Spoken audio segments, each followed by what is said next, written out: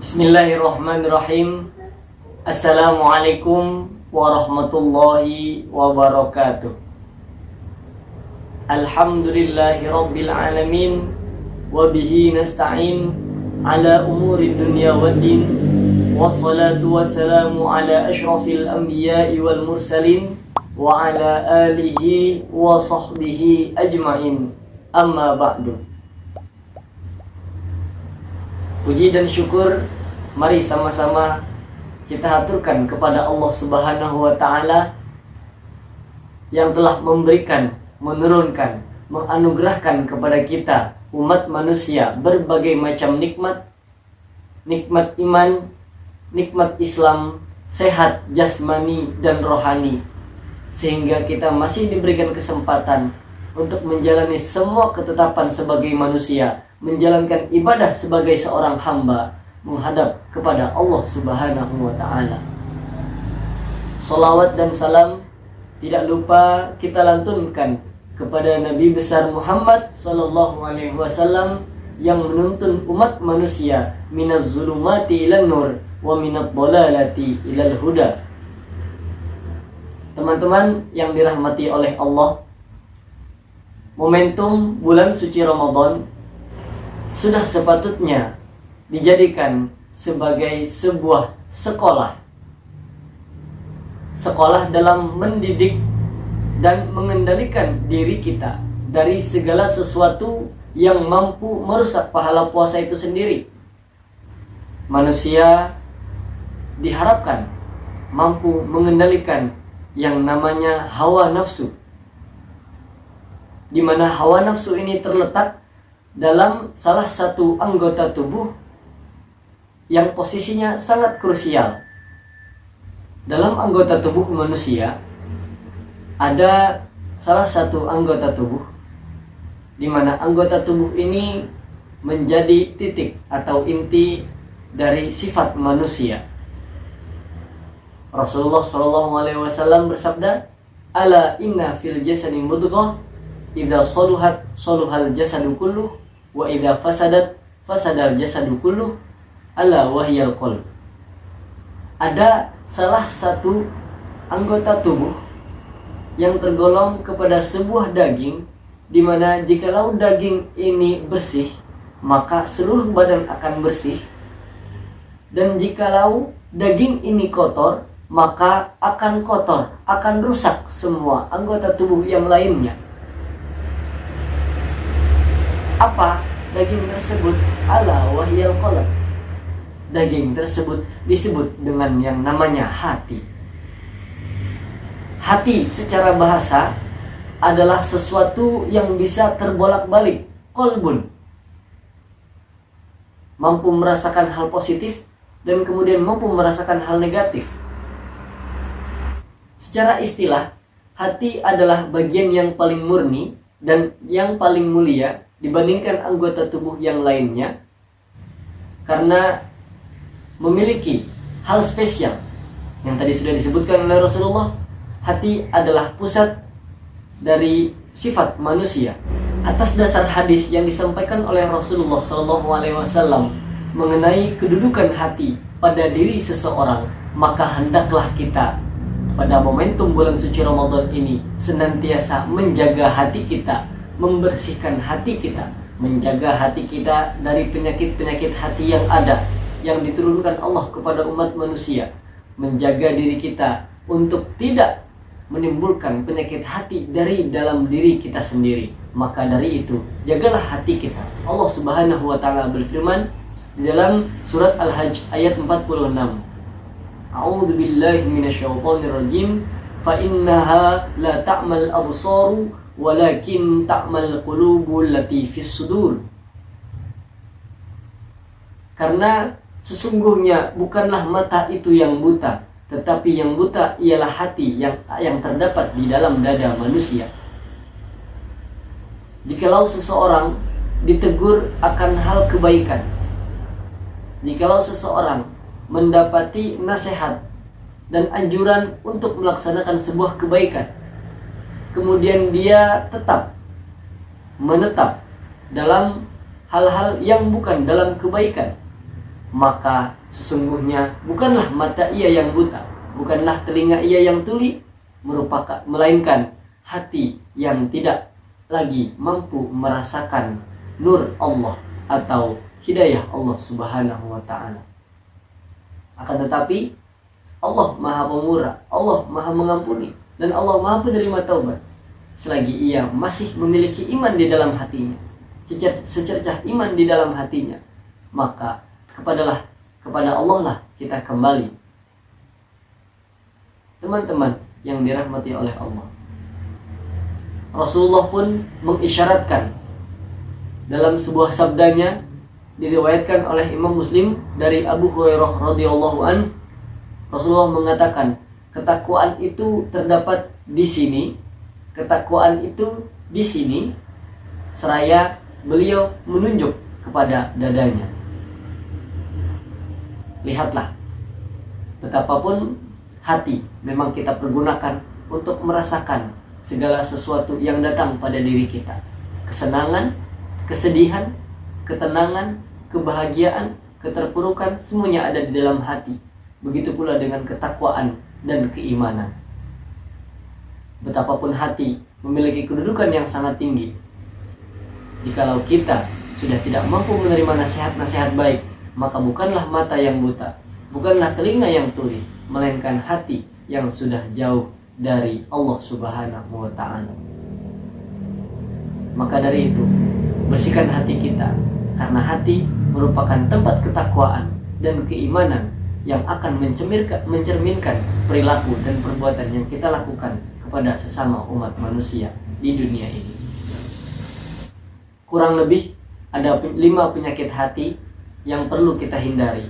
Yang pertama adalah penyakit yang paling berbahaya, yang juga dimiliki oleh para jin dan iblis, yaitu sombong. Ingat ketika Allah menciptakan Nabi Adam alaihi salam, kemudian iblis berkata, "Khalaqtani min nar wa khalaqtahu min tin." Engkau ciptakan aku dari api, sedangkan engkau ciptakan manusia, Nabi Adam, dari tanah, ya Allah. Maka dari itu aku tidak akan bersujud kepadanya. Lihat, sombong ini adalah sifat turunan dari para jin, iblis, dan syaitan. Nauzubillah, hindarilah sifat sombong, tetap bersyukur dengan apa yang kita miliki. Lalu penyakit hati yang kedua adalah iri. Tidak mampu mencapai pencapaian orang lain, tidak memiliki apa yang dimiliki orang lain, membuat kita terkadang iri dengan pencapaian yang dicapai oleh orang lain. Kenapa bisa timbul penyakit iri? Salah satunya adalah karena kurangnya bersyukur dari dalam hati kita. Kalau kita senantiasa bersyukur, maka kita akan selalu menerima, mensyukuri dengan lapang dada apa yang kita capai, apa yang kita terima, dan apa yang kita punya. Penyakit hati yang ketiga adalah hasud. Setelah adanya iri, terkadang manusia mulai hasud, menceritakan pencapaian orang lain dengan menyertakan kenegatifan dalam pencapaian orang lain. Ada seorang tetangga membeli mobil baru, kemudian ia mengatakan kepada tetangga yang lainnya dengan menyertakan hal-hal yang sangat negatif, membuat ia selain memiliki sifat yang hasud, ia juga memiliki sifat yang su'uzon. Na'udzubillah, tsumma na'udzubillah. Penyakit hati yang keempat adalah riya, pamer. Ya. Jadi dalam kehidupan ini tidaklah patut seorang manusia menyombongkan, memamerkan apa yang ia miliki, apa yang ia punya, apa yang ia capai. Karena Allah Subhanahu wa ta'ala memiliki segala sesuatu yang tidak patut kita sombongkan sebetulnya. Allah memiliki apa yang tidak kita miliki. Apa yang kita miliki, Allah sudah pasti miliki. Maka dari itu, kita tidak patut untuk memamerkan, untuk menyombongkan apa yang kita miliki. Wajah, harta, tahta, ataupun istri, tidak patut kita sombongkan, tidak patut kita pamerkan, karena sesungguhnya semuanya hanyalah sebuah titipan dari Allah Subhanahu wa Ta'ala. Dan yang terakhir, penyakit hati yang kelima adalah pelit, kikir. Allah menurunkan harta kepada seorang manusia, tidaklah di dalam harta tersebut terdapat hak-hak orang lain pula. Bisa jadi harta, rezeki yang diturunkan Allah kepada kita sebagai wasilah kita menyampaikan harta tersebut, rezeki tersebut kepada orang lain, sehingga harta kita bersih, tidak terdapat keharaman-keharaman yang mampu merusak pahala sehari-hari kita dalam pencapaian ibadah maupun pencapaian pekerjaan di dunia keseharian kita. Bagaimana kita mampu membersihkan hati, menjaga hati kita, mengontrol, mengendalikan, dan tidak menimbulkan penyakit-penyakit hati yang sudah saya sebutkan tadi. Sungguhnya Allah Subhanahu wa Ta'ala berfirman, A'udzubillahi minasyaitonirrajim, ya ayyuhan nasu qad ja'atkum mau'izatum mir rabbikum wa shifaa'un lima fis sudur wa hudaw wa rahmatun lil mu'minin. Wahai manusia, lihat, Allah menyapa seluruh umat manusia, bukan hanya umat muslim dan juga umat mukmin.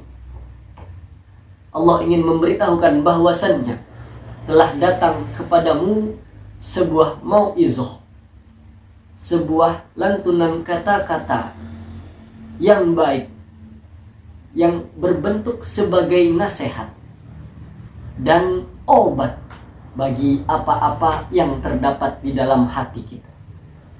Warahmah wahudaw warahmatun lil mu'minin, dan juga petunjuk dan rahmat bagi seluruh alam.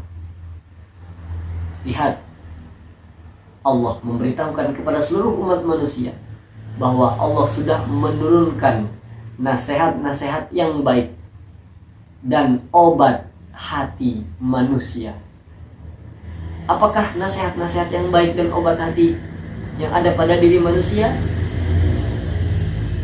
Pada ayat lainnya Allah mengatakan, wa nunazzilu minal qur'ani ma huwa shifaa'u wa rahmatun lil mu'minin. Apakah nasihat-nasihat baik, apakah obat yang Allah turunkan kepada manusia? Nasihat yang baik tersebut, obat bagi hati yang Allah turunkan kepada manusia adalah Al-Quran. Di bulan suci Ramadan kita disunahkan untuk mentadarus Al-Quran, di mana dengan tadarus Al-Quran kita mampu meningkatkan keimanan kita, sebagaimana sudah disebutkan oleh Allah Subhanahu wa Ta'ala, innamal mu'minuna alladzina idza dzukirallahu wajilat qulubuhum wa idza tuliyat ayatuhu zadathu iman. Maka seorang mukmin, jikalau Allah bacakan ayat-ayat Al-Quran, tanda-tanda kebesarannya, maka tidaklah ia pergi dari tempat tersebut kecuali bertambah imannya.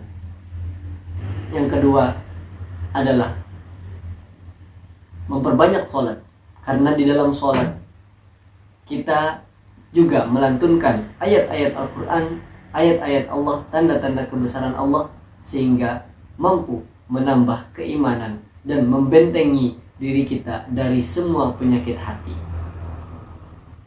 Selain itu, selain membaca Al-Quran, memperbanyak sholat, kita dianjurkan untuk berkumpul dengan orang-orang yang soleh, agar selalu mendengarkan perkataan-perkataan yang baik, terhindar dari perkataan-perkataan yang buruk, dan kita mampu mendapat keberkahan jikalau kita berkumpul dengan orang-orang yang soleh.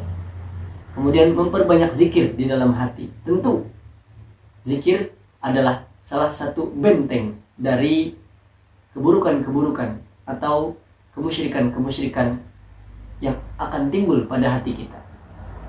Maka jikalau suatu saat kita terlena, atau jika suatu saat kita lupa atau kita melakukan hal-hal yang buruk, maka segeralah beristighfar untuk mengingat Allah Subhanahu wa Ta'ala. Dan yang terakhir adalah berpuasa, karena puasa adalah benteng hawa nafsu, selain menahan makan dan minum dalam bulan puasa, di dalam berpuasa bulan suci Ramadan ataupun puasa sunnah yang lainnya, pasti seseorang menjaga dirinya dari hawa nafsu, menahan dirinya, mengendalikan dirinya dari hawa nafsu. Hawa nafsu untuk makan, hawa nafsu untuk minum, hawa nafsu untuk berkumpul antara suami dan istri, hawa nafsu untuk menggunjing orang lain, hawa nafsu untuk melakukan kecurangan dalam penjualan atau bisnisnya, dan hawa nafsu yang lainnya yang kita lakukan pada siang hari, ia tahan. Karena apa? Karena ia melaksanakan puasa. Maka dari itu, hati memiliki kedudukan yang sangat-sangat luar biasa. Jikalau hati tersebut bersih, maka akan bersih dan bagus semua sifat dan perbuatan. Dan jikalau hati tersebut kotor, maka akan buruk dan kotor pula sifat dan semua perbuatan.